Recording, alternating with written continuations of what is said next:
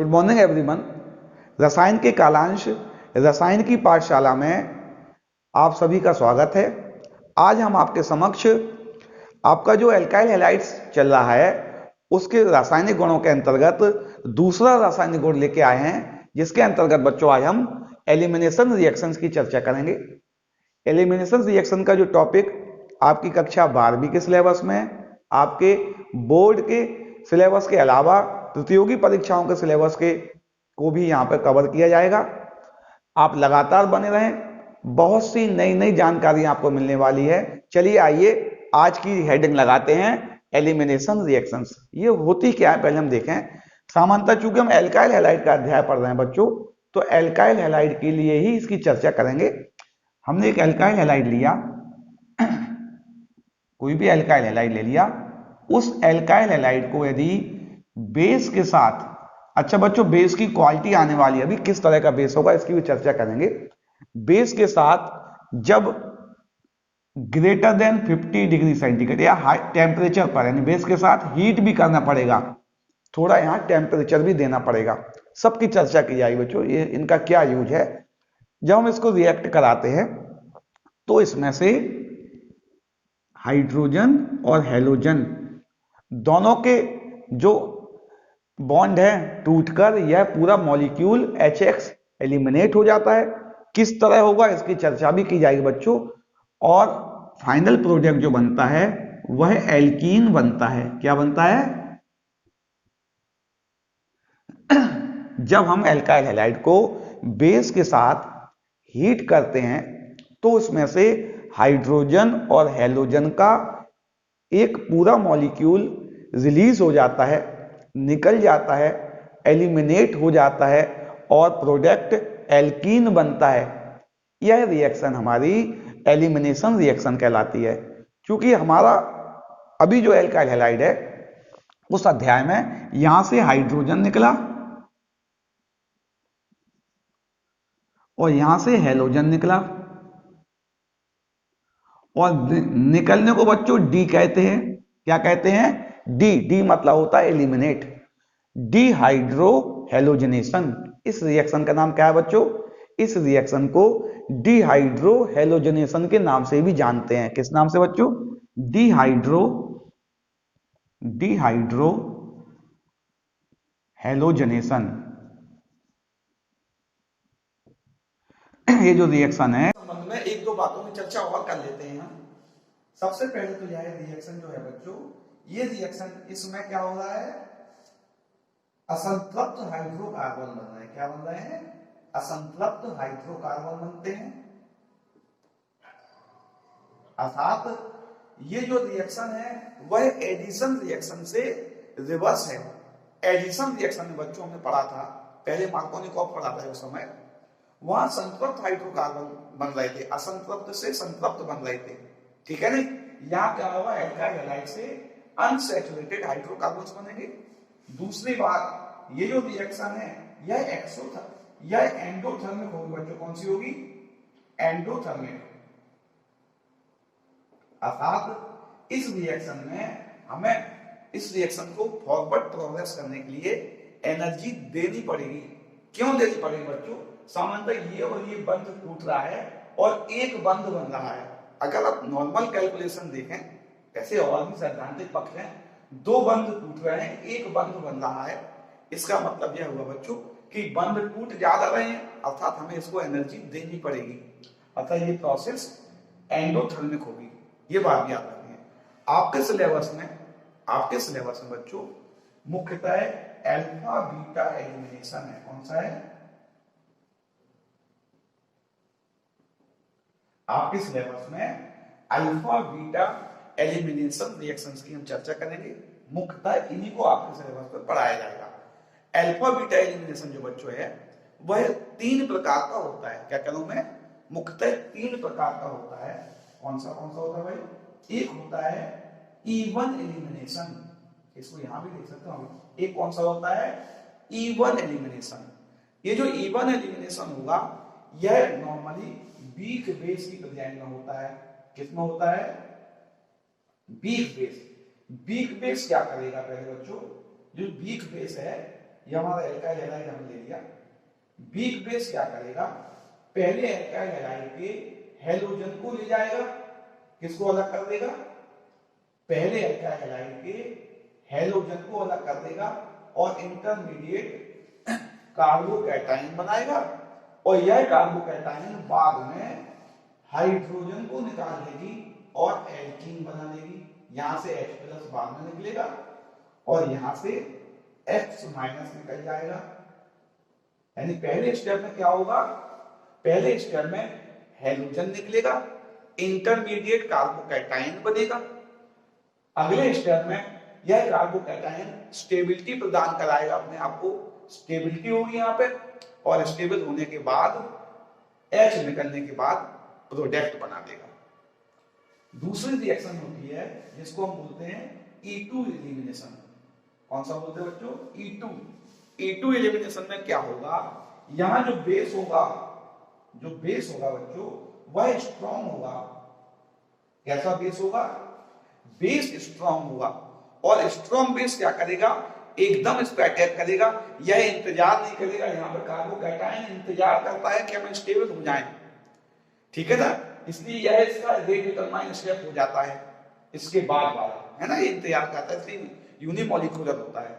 ये इंतजार नहीं करता, यह एक साथ हाइड्रोजन और हेलोजन दोनों पे अटैक करता है और दोनों को एक साथ एलिमिनेट कर देता है, अर्थात इसमें एल्कीन फास्ट बन जाता है।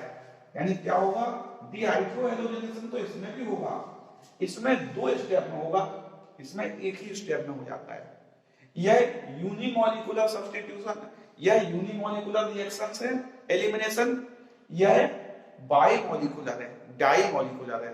इसमें 2 मॉलिक्यूल दोनों पर डिपेंड करेगी, ये स्टेबिलिटी ऑफ कार्बोकैटायन पर डिपेंड करेगी बच्चों केवल। यहाँ कार्बोकैटायन की स्टेबिलिटी देखा जाएगी, जो रिएक्टेंट होगा उसका कार्बोकैटायन की स्टेबिलिटी पर डिपेंड करेगी, यह दोनों पर डिपेंड करेगी। रिएक्टेंट स्पीशीज, बेस, जैसे ही बेस डाला तुरंत रिएक्शन होगी। एक तीसरी टाइप की रिएक्शन होती है बच्चों E1CB।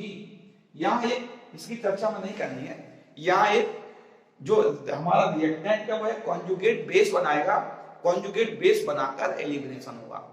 तो हमने किस किस की चर्चा करनी बच्चों, मुख्यतः E1 रिएक्शंस जो कि वीक बेस की प्रेजेंट में होगी, E2 रिएक्शंस जो कि स्ट्रॉन्ग बेस की प्रेजेंट में होगी।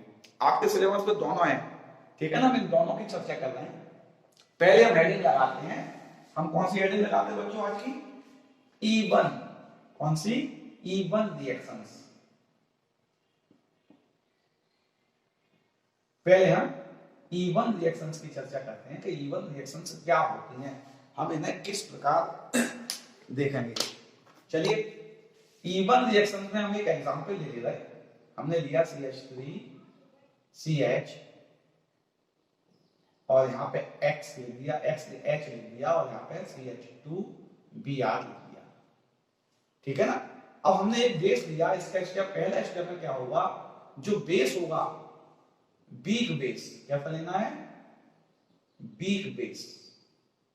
अच्छा, weak base normally H2O, ethanol, methanol, ज्यादातर इनका ही यूज करते हैं, ज्यादातर इनका ही यूज करते हैं। ये कोई भी वीक बेस हम ले सकते हैं, ठीक है ना। यह वीक बेस क्या करेगा, इसको थोड़ा हीट भी करना पड़ेगा, टेम्परेचर, इसका उपयोग अभी बताते हैं।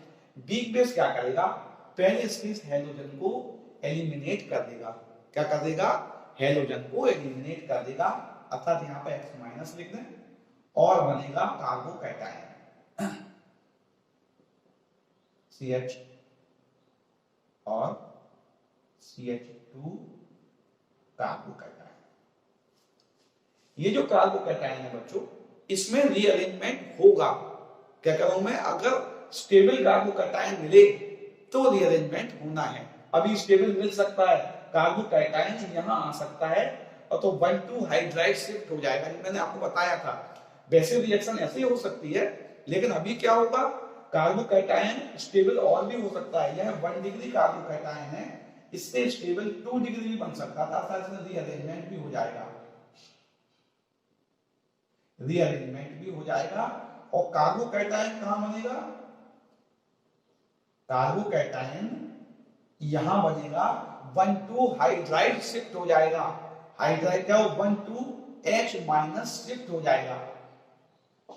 H माइनस का 1,2 शिफ्टिंग हो जाएगी, ठीक है ना, एक से दूसरे पर शिफ्ट हो जाएगा, मतलब 2 से 1 पर शिफ्ट हो जाएगा। और अब ये स्टेबल कार्बोकैटायन बन गया।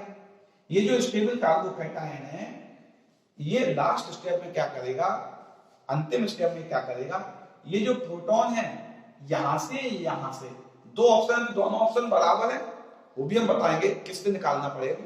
अभी दोनों ऑप्शन बराबर है, कहीं से भी प्रोटॉन निकाल देगा, H प्लस एलिमिनेट कर देगा, और H प्लस, जैसे इसका H प्लस हमने निकाल दिया, CH2 और H लिखा, यह निकाल दिया, तो हमारा एल्कीन बन गया।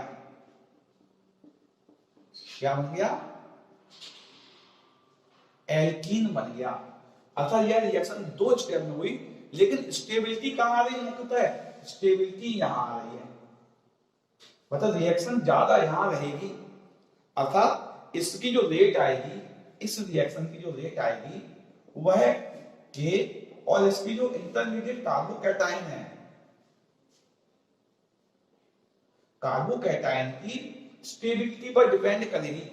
तो ऑर्डर भी अगर हम लिखेंगे तो उस ऑर्डर में कार्बोकैटायन की स्टेबिलिटी देखेंगे कि कौन ज्यादा रिएक्टिव होगा, इसकी स्टेबिलिटी देखेंगे, या इसको लिख के सबस्ट्रेट भी लिख सकते हैं। क्या लिख सकते हैं बच्चों, रिएक्टेंट, रिएक्टेंट भी लिख सकते हैं ना। रिएक्टेंट पर डिपेंड कर रही है, इसके कंसेंट्रेशन पर डिपेंड करेगी, यह बेस पर डिपेंड नहीं करेगी। अच्छा प्रश्न आया यहाँ पे, इस टेम्परेचर का क्या यूज हुआ। अगर हमने पहले पढ़ा हो, इसके पहले हमने SN1 रिएक्शंस पढ़ी थी, SN2 रिएक्शंस पढ़ी थी हमने, जो SN1 रिएक्शन थी बच्चों, उसमें भी इंटरमीडिएट कार्बोकैटायन बन रहा था, वही भी रिएक्शन वीक बेस की उपस्थिति में हो रही थी। क्या कह रहा हूं मैं, दोबारा देखिए बच्चों इसको, बात को, CH3 CH2 CH2Br, इनमें अंतर क्या हो गया, यदि यहाँ पे H2O है और यहाँ पर भी H2O है, यहाँ का टेम्परेचर लेस देन, मान लीजिए लेस देन का 10 डिग्री सेंटीग्रेड है और यहाँ पे 60 डिग्री सेंटीग्रेड है, अर्थात ये लो टेम्परेचर पर हो रही है। यहाँ बच्चों यहाँ पे H2O न्यूक्लियोफाइल का काम करेगा। किसका काम करेगा बच्चों, यहाँ H2O न्यूक्लियोफाइल का काम करेगा, और न्यूक्लियोफाइल क्या करता है, यहाँ Br को सब्स्टिट्यूट करता है। क्या करता है, ये सब्स्टिट्यूट करता है, हमने SN1 में पढ़ा था। यहाँ न्यूक्लियोफिलिक सब्स्टिट्यूशन होगा, क्या होगा यहाँ पे, न्यूक्लियोफिलिक सब्स्टिट्यूशन होगा, और न्यूक्लियोफिलिक सब्स्टिट्यूशन से एल्कोहल्स बनेंगे। क्या बनेंगे, एल्कोहल्स बनेंगे। लेकिन यहाँ जो H2O है, यहाँ एक वीक बेस की बात एक्ट करेगा, और वीक बेस जब इसमें होगा तो यह एल्कीन बनाएगा। क्या बनाएगा, यहाँ पे एल्कीन बनेगा मेजर प्रोडक्ट, यहाँ पे अल्कोहल बनेगा। वैसे दोनों एक साथ होती हैं रिएक्शंस, अगर ये हो रही है तो कुछ मात्रा में ये होगी, लेकिन मेजर प्रोडक्ट कौन बनेगा, वह टेम्परेचर पर डिपेंड होगा बच्चों। किस पर डिपेंड होगा, टेम्परेचर पर। अगर यह रिएक्शन लो टेम्परेचर पर होगी तो न्यूक्लियोफिलिक सब्स्टिट्यूशन के लिए फेवरेबल है, यह थोड़ा हाई टेम्परेचर पर होगी तो यह एलिमिनेशन के लिए फेवरेबल रिएक्शंस है। इसको नोट करो, आगे बढ़ाते हैं टॉपिक को। के बारे में कुछ बातें बताते हैं बच्चों। जो इवन रिएक्शंस होगी इसके बारे में क्या क्या जान चुके हैं। सबसे पहले तो यह बच्चों वीक बेस की प्रेजेंट में होगी। किसकी प्रेजेंट में होगी, वीक बेस की प्रेजेंट में होगी, ठीक है ना। दूसरा वीक बेस भी कह सकते हैं, इसको कह सकते हैं polar protic solvent.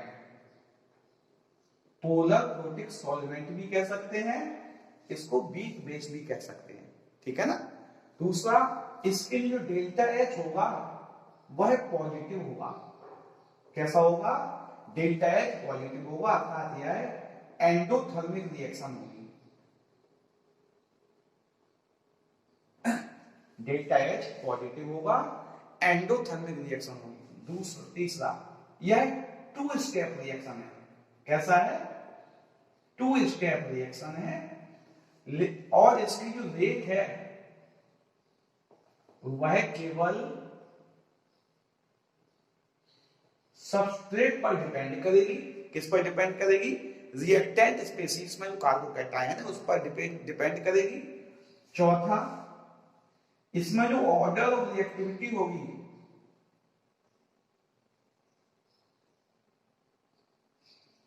Order of reactivity होगी वह 3 डिग्री, 2 डिग्री और 1 डिग्री कार्बोकैटायन पर डिपेंड करेगी मुख्यतः।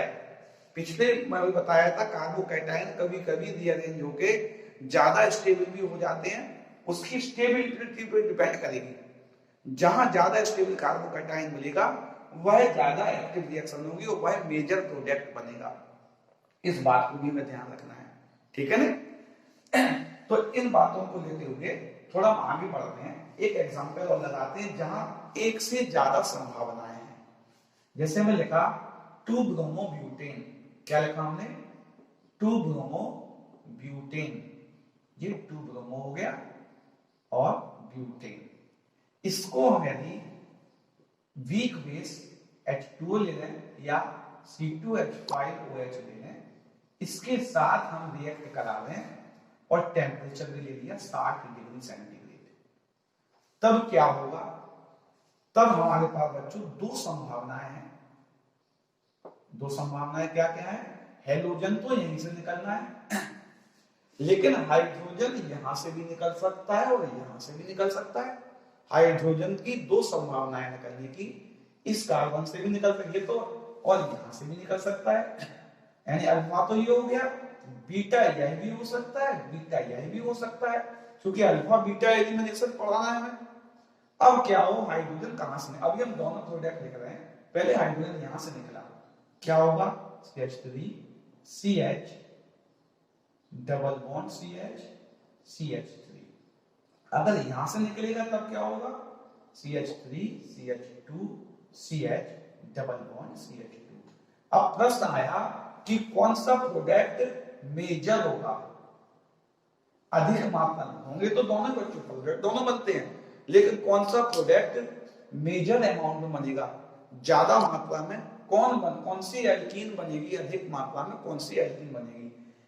इस बात को स्पष्ट करने के लिए हम इसकी मैकेनिज्म की चर्चा करते हैं, और इसको सेड्जियव ने बता भी दिया बाद में, है ना। मैकेनिज्म की चर्चा करते हैं। सबसे पहले क्या हुआ, ये जो ब्यूटाइल आइसोब्यूटाइल ब्रोमाइड या secondary butyl bromide, secondary butyl bromide जो है बच्चों, इस सेकेंडरी ब्यूटाइल ब्रोमाइड में पहले स्टेप में क्या होगा? पहले स्टेप में जो वीक बेस है H2O, वह इसमें से हेलोजन को एलिमिनेट कर देगा, हेलोजन को एलिमिनेट कर देगा और कार्बोकैटायन बनाएगा। क्या करेगा?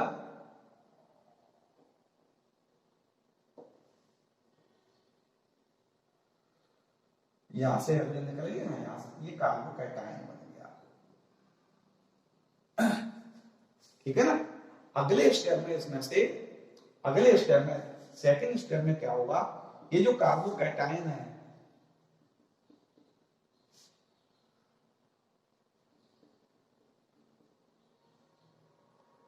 यह जो कार्बोकैटायन है यहां से या यहां से हाइड्रोजन निकाल सकता था, यहां से और यहां से हाइड्रोजन निकाल सकता था, ये तो ये निकले या ये निकले, तो कौन सा हाइड्रोजन निकले हमें इस बात की चर्चा करनी थी, है ना। इसके लिए एक साइंटिस्ट थे सेड्जियव। कौन? सेड्जियव। सेड्जियव ये कह रहे हैं, उन्होंने यह कहा कि जब एलिमिनेशन होगा तो एलिमिनेशन में वह एल्कीन बनेगा, क्या कह रहा हूं मैं, एलिमिनेशन में वह एल्कीन बनेगा जो स्टेबल होगा। क्या कह रहा हूं मैं, अर्थात जो एलिमिनेशन होगा, एलिमिनेशन प्रोडक्ट जो होगा वह स्टेबल एल्कीन होगा। कौन सा होगा बच्चों? एलिमिनेशन प्रोडक्ट स्टेबल एल्कीन होगा। अब बताइए स्टेबल एल्कीन कौन होगा, है ना। स्टेबल एल्कीन वह होगा, क्या कहूं मैं, स्टेबल एल्कीन वह होगा जो कि मोर एल्काइलेटेड होगा, अर्थात जिसमें एल्काइल समूह ज्यादा जुड़े होंगे, जिसके चारों ओर एल्काइल समूह ज्यादा होंगे। एल्कीन वाले कार्बन में अगर एल्काइल समूह ज्यादा हो तो वह एल्कीन स्टेबल एल्कीन होगा कंपैरेटिवली, ठीक है ना, कंपैरिजन करेंगे। अगर हम इस संभावना को देखें, इसके दोनों कार्बन में एक एक एल्काइल समूह जुड़ा है, दोनों कार्बन में एक एक एल्काइल समूह जुड़ा है, इसके इस कार्बन में एक जुड़ा है, और इसमें भी एक, इसमें एक जुड़ा है, इसमें नहीं जुड़ा है, इसमें ज्यादा एल्काइल है। दूसरी बात, हम जब इसको लिखते हैं, बुक्स में लिखा जाता है, तो इसको इस बात से भी लिख देते हैं, हम इसको और भी व्याख्या करेंगे बच्चों, कि हाइड्रोजन वहां से निकलता है जिस कार्बन में हाइड्रोजन कम हो। ऐसे भी कह सकते हैं, क्या कह सकते हैं, H का एलिमिनेशन कहां से होगा, जिस कार्बन में H कम हो। लेकिन ये नियम हमेशा नहीं चलता, कभी कभी गलत हो जाता है। आपको याद क्या लगना है, स्टेबल एल्कीन बनाना है, मोर एल्काइलेटेड एल्कीन बनेगा। क्या कह रहा हूं मैं, मोर एल्काइल यहां बनाना है, तो इसमें तो एक भी कार्बन नहीं है बेटा, इसके इस साइड दोनों हाइड्रोजन है, यहां पे क्या है, दोनों साइड कार्बन है। यहां पे क्या हो रहा है, इस एल्कीन के कार्बन के दोनों साइड कार्बन है, यहां पे एक साइड दो हाइड्रोजन आ गए, तो ये कौन सा होगा, ये मोर स्टेबल एल्कीन होगा। क्या होगा ये, मोर स्टेबल एल्कीन, ये ज्यादा स्थायी एल्कीन होगा, अर्थात यह मेजर बनेगा। कितना बनता है, यह 80% बनता है। यह लेस स्टेबल एल्कीन होने के कारण 20% बनता है। अर्थात H कहां से निकलेगा, H यहां से निकलेगा, यानी क्या बनेगा, ब्यूट-2-ईन बनेगा। आपको बात समझ में आ रही है नहीं आ रही, क्या कह रहा हूं मैं, जब भी एक से अधिक संभावनाएं होंगी तो हम स्टेबिलिटी को देखेंगे।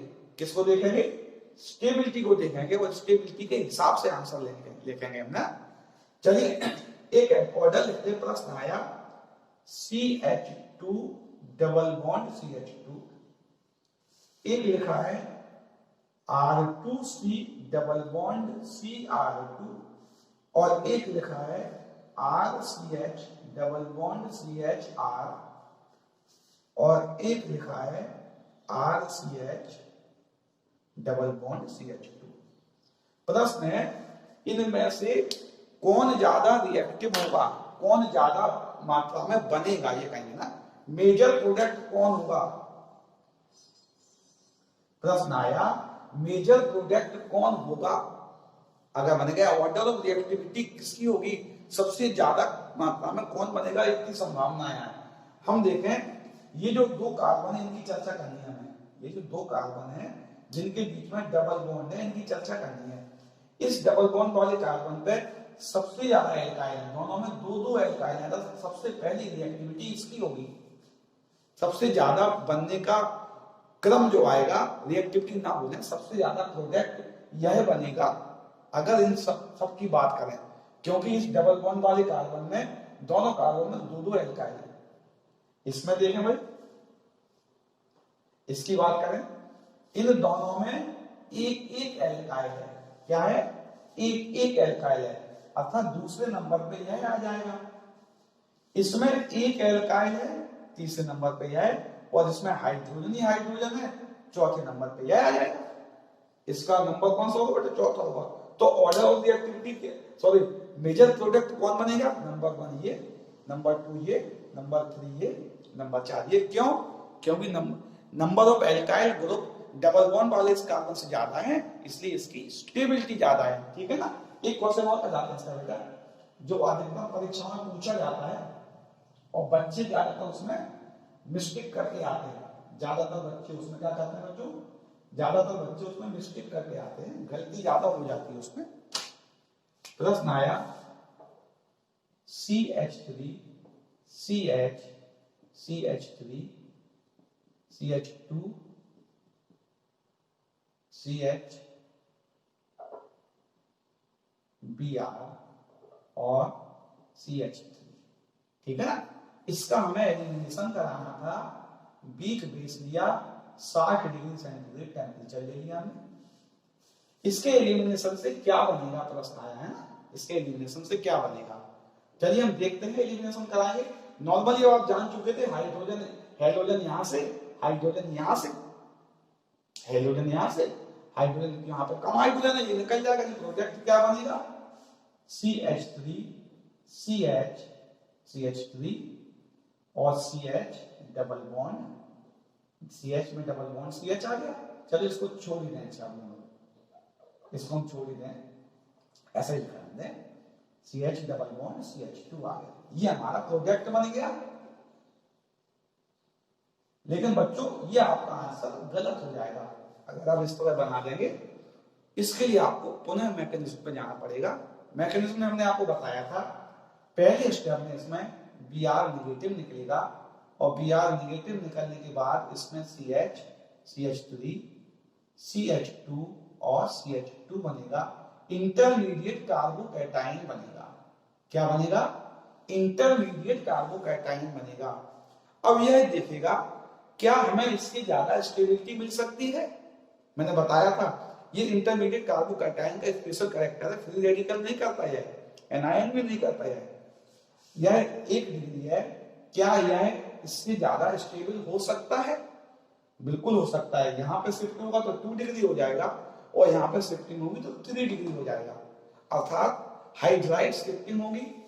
क्या होगी, हाइड्राइड शिफ्टिंग होगी और इंटरमीडिएट कार्बोकैटायन जो होगा, इंटरमीडिएट कार्बोकैटायन यह ज्यादा स्टेबल है, यह ज्यादा, यहाँ का हाइड्रोजन निकल जाएगा और कार्बोकैटायन जो होगा बच्चों वो यहाँ आ जाएगा, यह इंटरमीडिएट कार्बोकैटायन बनेगा।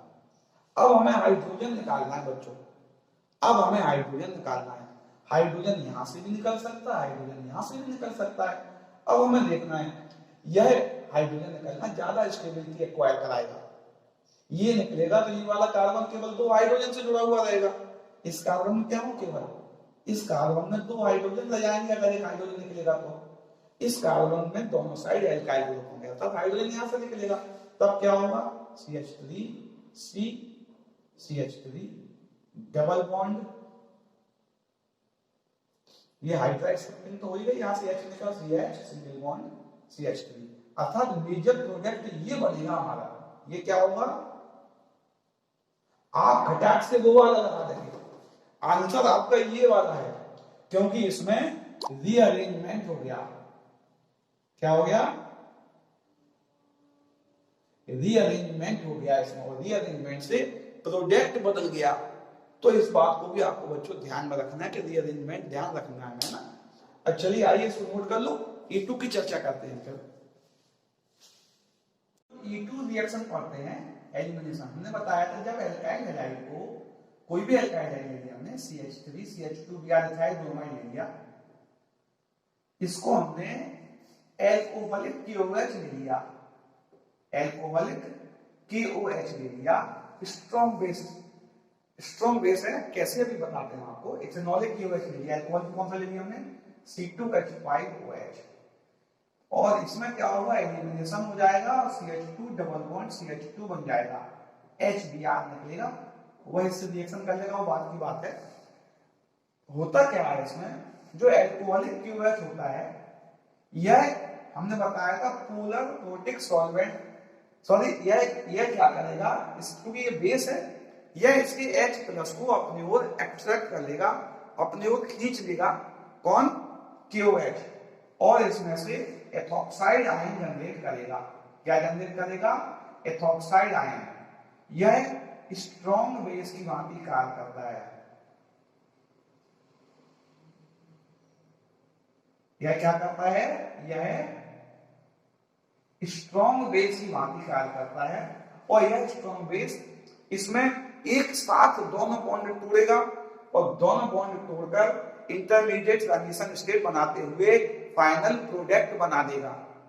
क्या कह रहा हूं मैं, एल्कोहलिक KOH में KOH इथॉक्साइड आयन जनरेट करेगा, यह इथॉक्साइड आयन एक साथ दोनों बॉन्ड तोड़ेगा और दोनों बॉन्ड तोड़ने के बाद तुरंत प्रोडक्ट के रूप में एल्कीन बना देगा। ठीक है ना, और कोई भी क्वेश्चन लिख सकते हैं, CH और भी लिखना है, प्रोपाइल का लिखें। क्या होगा, हमने एल्कोहलिक KOH लिया, ये क्या करेगा, प्रोपीन बना देगा CH3 CH double bond CH2। एक बात और भी बच्चों, जैसे हमने वहां एक लिया था,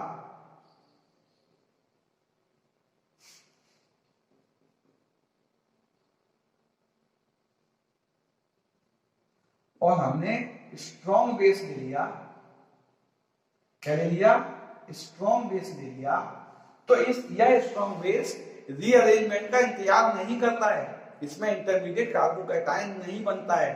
वहां रीअरेंजमेंट की चर्चा हमने की थी, यहाँ कोई रीअरेंजमेंट नहीं होगा, तुरंत यहाँ से Br, यहाँ से H निकलेगा और खटाक से एल्कीन बनेगा, क्या बनेगा, CH3, यहाँ से H निकल रहा बच्चों, तो डबल बॉन्ड CH2, तुरंत एल्कीन बन जाएगा। यह रीअरेंजमेंट का इंतजार नहीं करेगा, डायरेक्ट प्रोडक्ट बनेगा। तो इसकी रेट क्या होगी भाई, इस रिएक्शन की जो रेट होगी वह होगी K, और रिएक्टेंट और बेस दोनों के कंसंट्रेशन पर डिपेंड करेगा, अर्थात यह बाई मॉलिक्यूलर एलिमिनेशन रिएक्शंस होती है। अब अगर आपसे कहता है कि E1 और E2 में डिफरेंस बताइए, आप आराम से बता सकते हैं भाई। सबसे पहला इसमें वीक बेस होता है, इसमें स्ट्रॉन्ग बेस होता है। दूसरा, इसकी जो रेट होती है वह यूनिमॉलिक्यूलर होती है। कैसी होती है बच्चों, यह यूनिमॉलिक्यूलर होती है, और इसकी रेट जो होती है वह बाई मॉलिक्यूलर होती है ना। तीसरा, यह 2 स्टेप रिएक्शन है, यह 2 स्टेप रिएक्शन है, यह 1 स्टेप रिएक्शन है, यह 1 स्टेप रिएक्शन, डायरेक्ट होना है। चौथा, इसका जो इंटरमीडिएट है वह कार्बोकैटायन बनता है, अर्थात यह इसकी स्टेबिलिटी के लिए इंतजार करती है। जब तक ये स्टेबल नहीं होगा तब तक वह रिएक्शन में प्रोटॉन का एलिमिनेशन नहीं होगा, H का एलिमिनेशन नहीं होगा, इंतजार करेगा यह। और इसमें इंटरमीडिएट नहीं बनती है, नो इंटरमीडिएट, इसमें कोई भी इंटरमीडिएट स्टेट नहीं बनती है। अगर कोई आपसे अंतर पूछेगा यह वीक बेस या स्ट्रॉन्ग बेस, दोनों में टेम्परेचर लगता है, ये आपको याद रखना पड़ेगा, दोनों में टेम्परेचर लगेगा। यह वीक बेस या स्ट्रॉन्ग बेस, इसकी रेट यूनिमॉलिक्यूलर है, इसकी वाई है, यह सिंगल स्टेप है, यह 2 स्टेप में होता है, 1 स्टेप में होता है। यस में इंटरमीडिएट कार्बोकैटायन बनते हैं, इसमें कोई इंटरमीडिएट नहीं बनता है।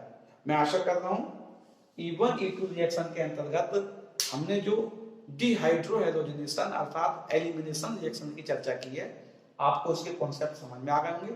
अगले कालांश में नए कॉन्सेप्ट के साथ आएंगे, और हेलो एल्केन्स की तीसरी और अंतिम प्रॉपर्टी, हेलो एल्केन्स की बात हो रही है अभी केवल बेटा, रिएक्शन विथ मेटल्स, धातुओं के साथ अभिक्रिया की चर्चा करेंगे। आज के कालांश के सभी टॉपिक आप नोट कीजिए, अगले कालांश में नए टॉपिक की चर्चा करेंगे।